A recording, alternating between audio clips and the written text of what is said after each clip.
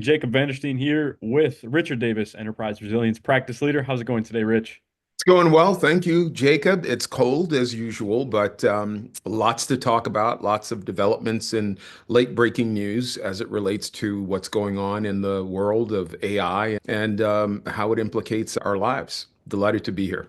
Most definitely. So, similar to the ChatGPT moment that occurred in, I believe it was November 2022, Mhm. where all of a sudden that became the big hype, and you can feel the currents of where people's attention is going completely shifting. Mhm. We now have DeepSeek. This Yes. seemingly, my perspective, we'll uncover it and see what try to understand more. But from my perspective, it seems like an engineered story to distribute a yes, powerful system that tests well on a specific benchmark, but that potentially has some security risk. So I would like to tap your experience, and I'm sure a lot of people have questions in their minds. So today, what is your initial take on DeepSeek? Wow, that's a huge question. There's so much to unpack. DeepSeek came out of nowhere, quite frankly, and has been extremely disruptive, not just to the direct B2B market. It has had significant ripple effects throughout the supply chain. And as a consequence of that, it's impacted the valuations of a number of companies that are in the space. When I look at DeepSeek, one of the things that first occurred to me as a cybersecurity practitioner is I see an entity that has come out of literally nowhere and created this model, this paradigm where training capabilities in terms of cost for the training sets to be able to train an AI engine is a tiny fraction of the cost of the market leader today, right? And so it makes you wonder, right? What is behind them? Is the intellectual property so significantly and vastly better and different than the IP that's gone into all of the other products that are on the market today? Copilot and OpenAI and the various other engines that are AI based. It just really makes you question, is there a nation state motive with respect to what's going on? I'm of the opinion that based on the fact that many companies are concerned about data exfiltration, data localization, that there may be a significant attempt to put something out there that's very low cost, that in fact has very sophisticated levels of data exfiltration capability. And if that is in fact the case, then two things have been accomplished or could potentially be accomplished. The first is the undermining of the current market, and that has occurred in a fairly significant way. And the second thing is, from a national security perspective, the exfiltration of highly secure or highly sensitive material, non-public information. Organizations today have been struggling with policies around AI use. They want to make sure that certain IP isn't unintentionally put out there, which lends itself to how is the data in the organization categorized and classified to begin with. But I see it as a two-pronged effort, for lack of a better term, if I put on my cybersecurity hat.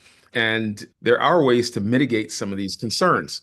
As it relates to the exfiltration of data, organizations need to do a better job, I think, of educating the users of various types of AI. You have your productivity tools, you have your internally developed tools, and then you have the tools that are large scale B2C type scenarios where hedge funds and mutual funds are creating AI-based products that are customer facing.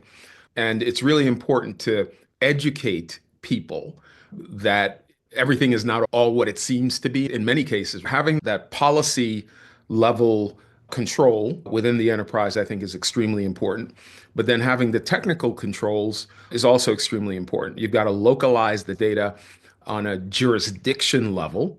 And most organizations that have sensitive data that interacts with AI or any sort of decision assistance tool want to keep that internally. They want to localize it to the enterprise. So you have varying levels of isolation of how your data interacts with systems. And the most important one, I think, is the jurisdictional level. And then the second most important one is the enterprise level. I'll pause there for any thoughts, any questions. If you'd like me to expound a little bit further, that I'd be happy to do that. One that comes up is that times like this is they really make it clear about the things that we didn't know Mhm. during these hype cycles and the rush of technology and innovation. ChatGPT comes out, all of a sudden, now this is everything, and there's thousands of new applications, companies, countless billions and billions of dollars raised, people getting that technology into the hands of the people.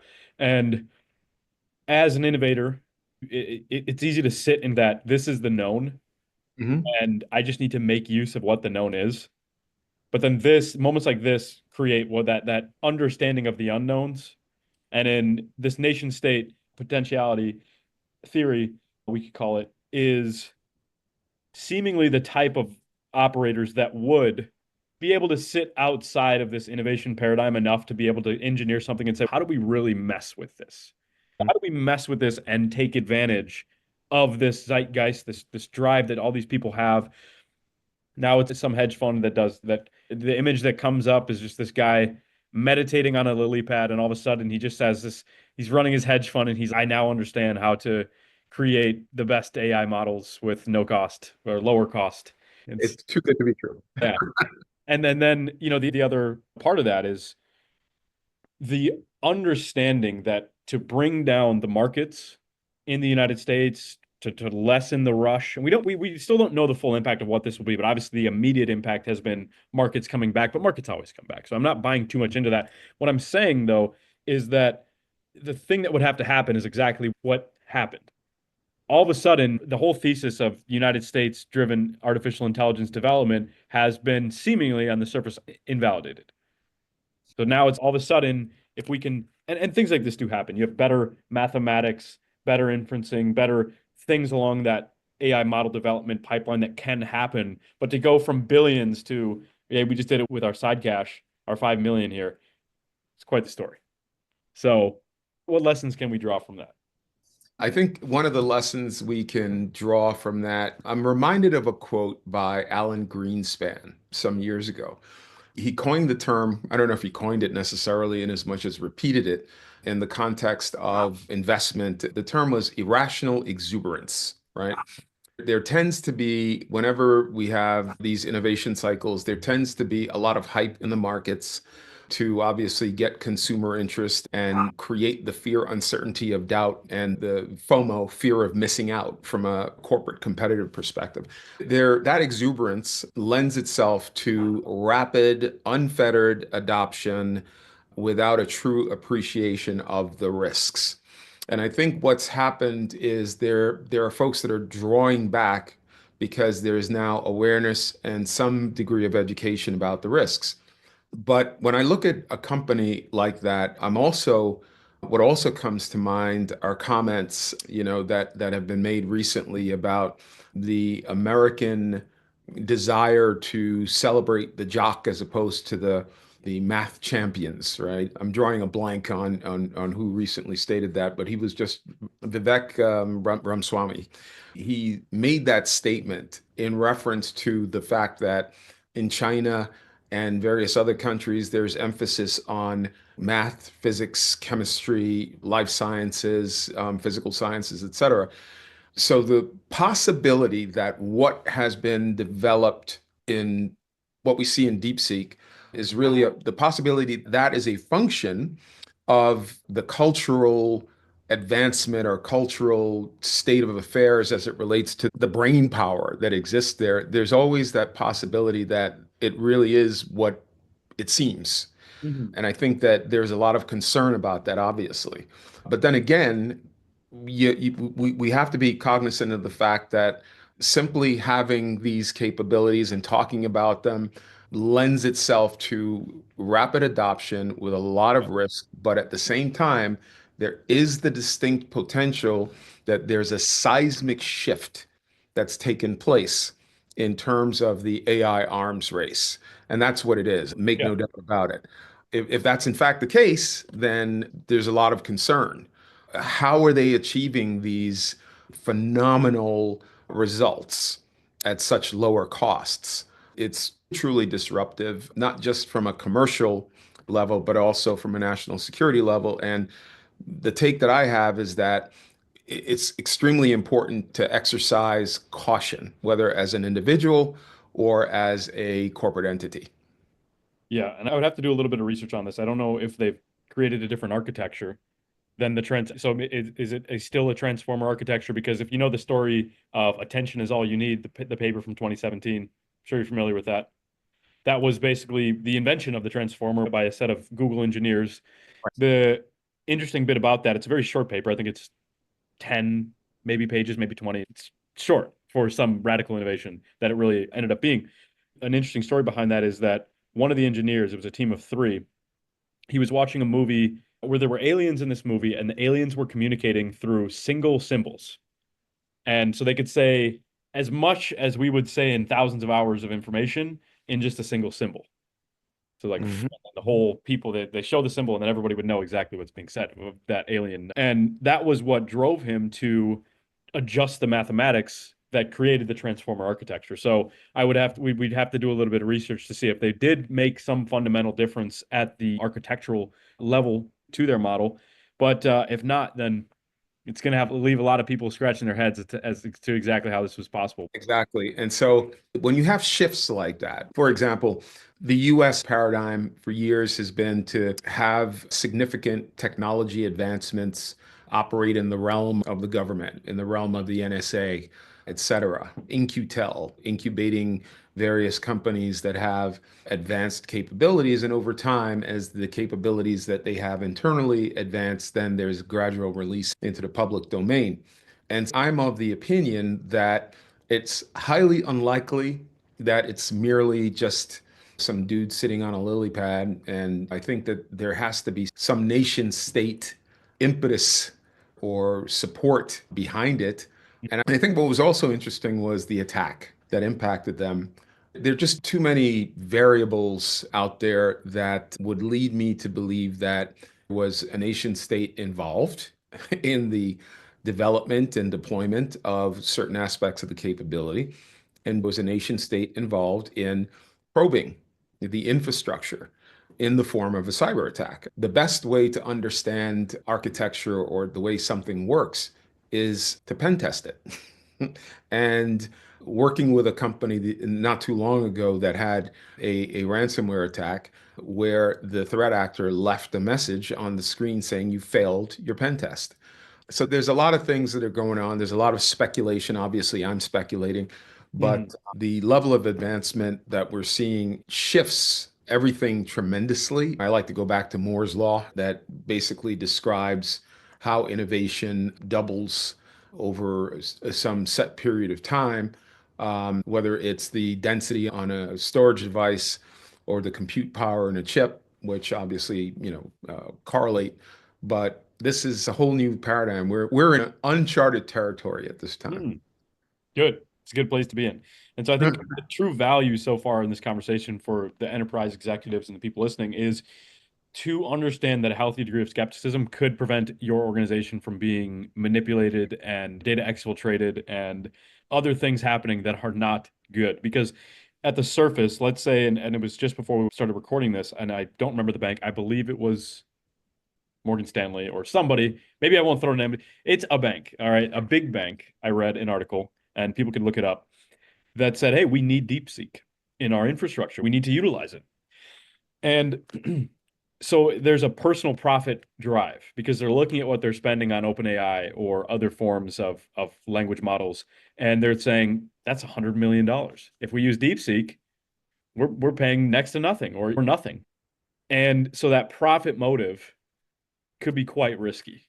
And so I think so far it's good for people to understand that a healthy degree of skepticism could prevent your organization from having catastrophic. 100%. The profit motive often leads organizations to take risk. There's a risk reward balance and there's risk tolerance. Organizations that are attempting to outstrip the competition often take risks. And at the end of the day, some pan out, some don't pan out.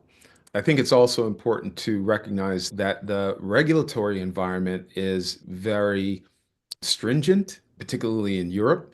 Currently, there are over 480 laws that have been promulgated within the United States within the last 2 years that are focused on AI, various aspects and uses of AI. The Artificial Intelligence Act of 2024 in the EU, 2024-1699, that act has very stringent record-keeping requirements placed on any institutions that deploy AI. So the bank in question that you mentioned, and frankly, I haven't read that piece yet, but Hmm. I'll definitely look into it. Let's just assume that it's a large financial institution. If it's a large financial institution, the likelihood that they are doing business in the EU is very high. And if they are doing business in the EU, then there are a couple of things that are applicable. And perhaps the most germane is the regulation in the EU, the Artificial Intelligence Act, that requires organizations to have very stringent record-keeping requirements when it comes to high-risk AI. The act goes on to define what constitutes high-risk AI. And to the extent that there is no visibility into of a particular model capability or technology that is either deployed, created, resold, used in some way, it presents significant regulatory risk. Obviously, we know that some organizations see a regulatory fine as the cost of doing business. If they're going to make a ton more money than they're going to lose by being sanctioned or fined, they're going to choose to pay the fine. Mhm. Same business practice has occurred in the pharmaceutical industry, where companies have put out drugs that have killed tens of thousands of people.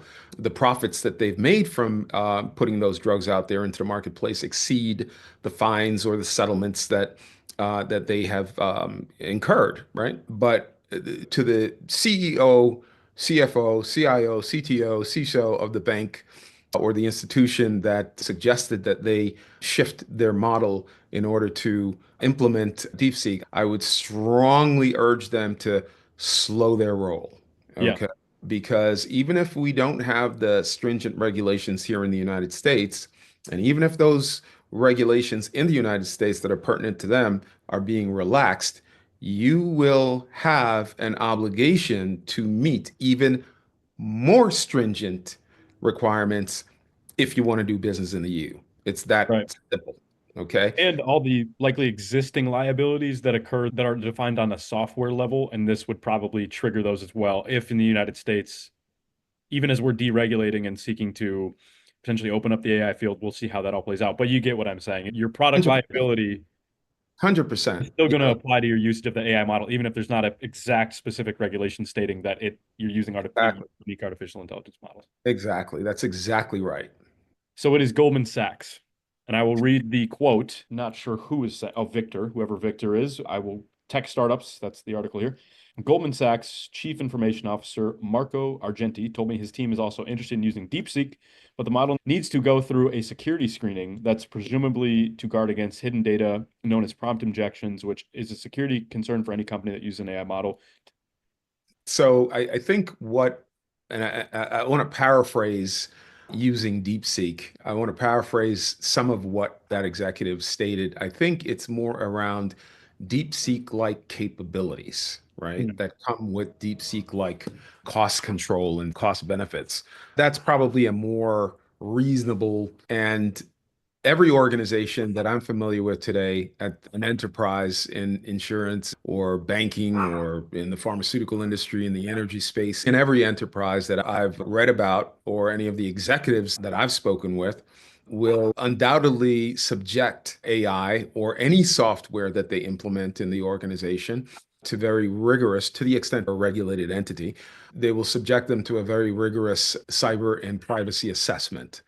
When I did some work with KPMG, that was the work that I did. I assessed technologies to determine what their posture was from a cybersecurity perspective, meeting with folks in their development groups, looking at their architectural diagrams, meeting with privacy, getting the attestations, et cetera.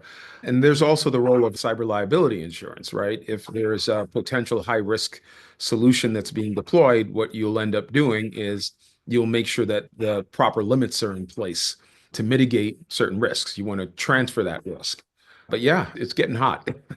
Yeah, safe to say most likely that nobody in the defense industry will be playing with Oh, this too the strict guideline there. Yes, the FIPS and various other relevant regs, the NIST standards that are out there will ensure, almost preclude certain technologies from being used in any capacity. And when it comes to the chipsets that the GPUs, NVIDIA obviously has market domination position at the moment, but for how long? I suspect it's not going to be very long before there's some announcement coming out of China as it relates to their ability to leverage certain architectural platforms that have been developed internally from a chipset perspective that will meet or beat the NVIDIA capabilities. It's just a question of time before we hear about it. So that's my take. Mhm. And there's also the potentiality that OpenAI themselves has much better technology. That's people have been talking about that for years with the release of models and things of that they once you would reach a point, perhaps after GPT-4, that the capacity and the power of that model has become so strong that the likelihood that they've generated is such a more powerful model that they couldn't release. That's a storyline and a narrative that I hear as well. So there's a chance that they also have some pretty compelling technology that they have not unveiled yet or are utilizing with the government, like you said, for different Absolutely. things. Because to go back to, obviously, we've gone through this administration transfer, but the previous administration, this was Mark Andreessen said this on the Joe Rogan podcast, that the previous administration came to all these Silicon Valley leaders and investors and said, hey, there's OpenAI, and don't even try to start a new company because we are going to. And they said there's going to be 2 to 3 companies that are absolutely going to dominate this space, and of course that happens anyways. But that the government was going to really laser in on bringing that capacity into the nation. There's walled gardens that occur just based off of that fact.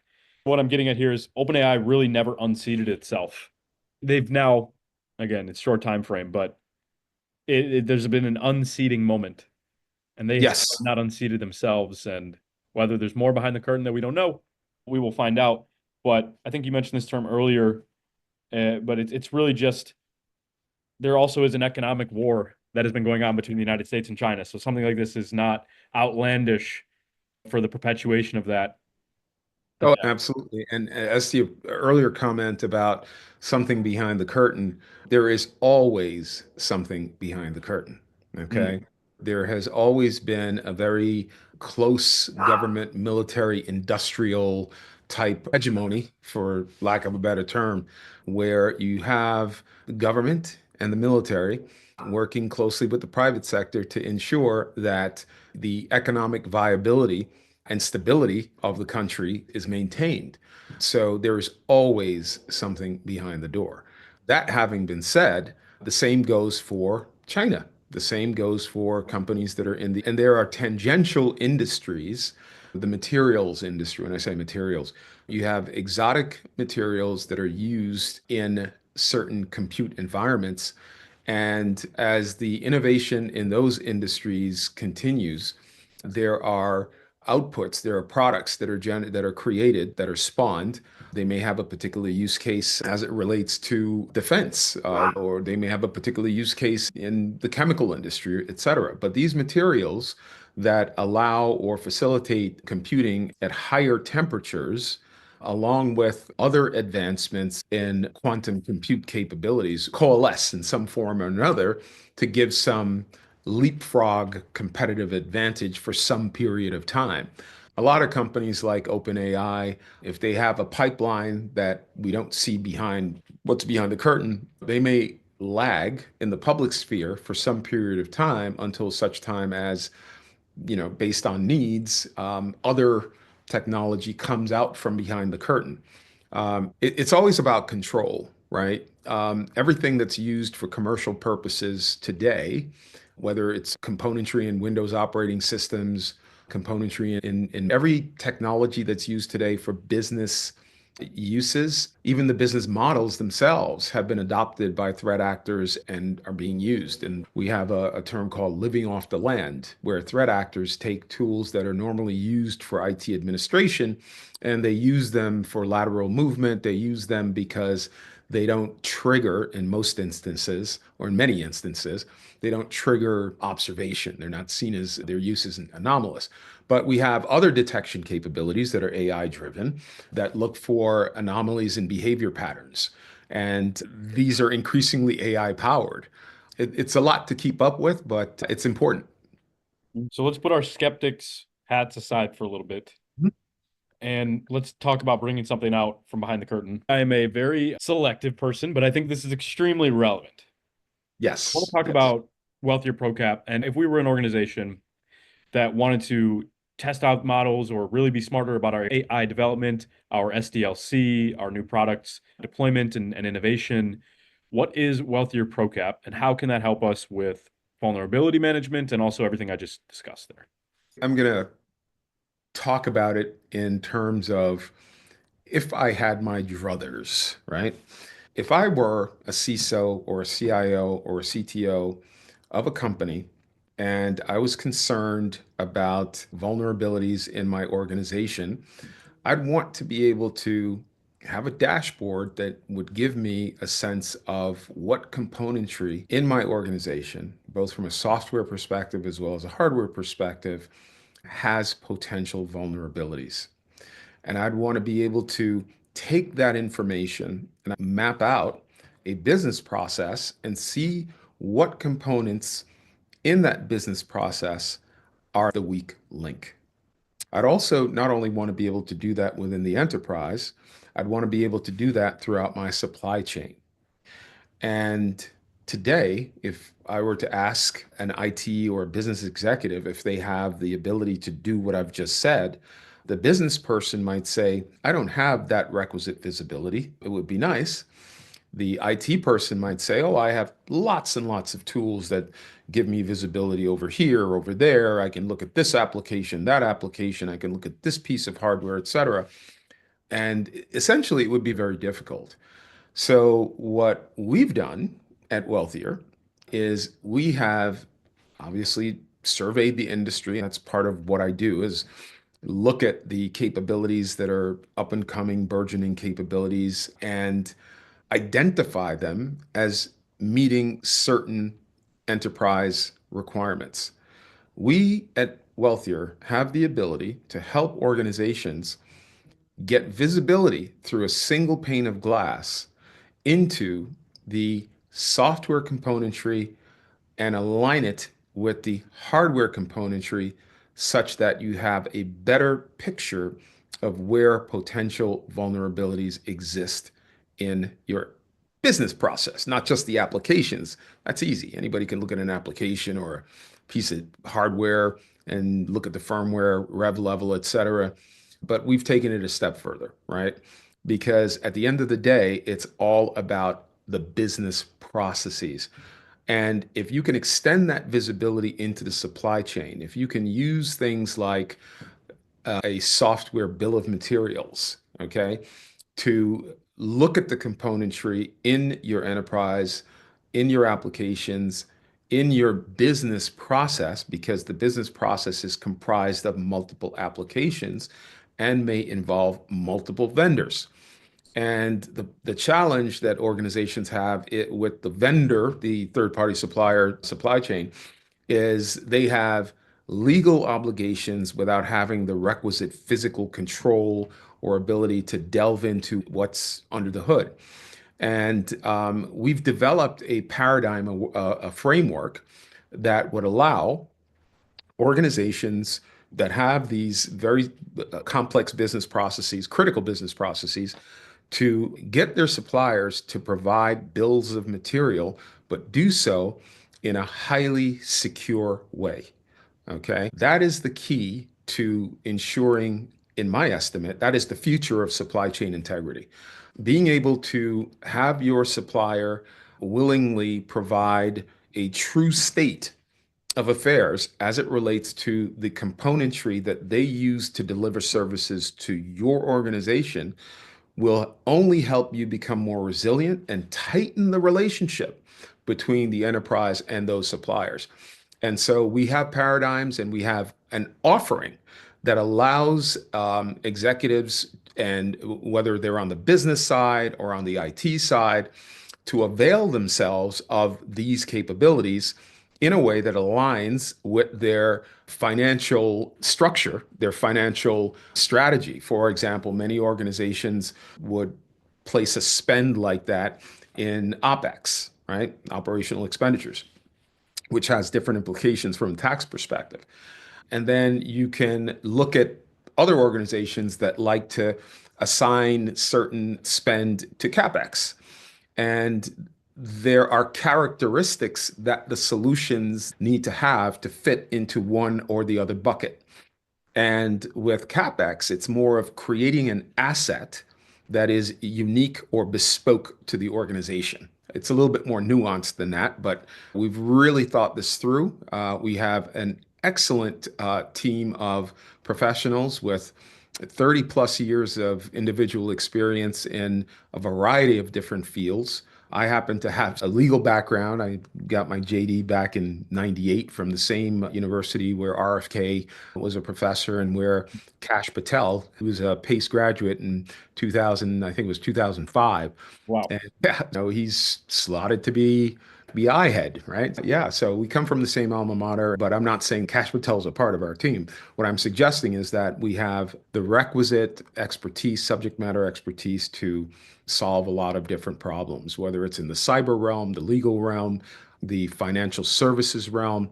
We have a partner that sits on a couple of different boards of financial institutions. And so he's been a thought leader as it relates to how organizations can better themselves, both from a security perspective as well as just a good business practice perspective. So the solution that I described, where executives can get better visibility into supply chain risk, as I said, this is the future of supply chain risk management. It is the future of cybersecurity.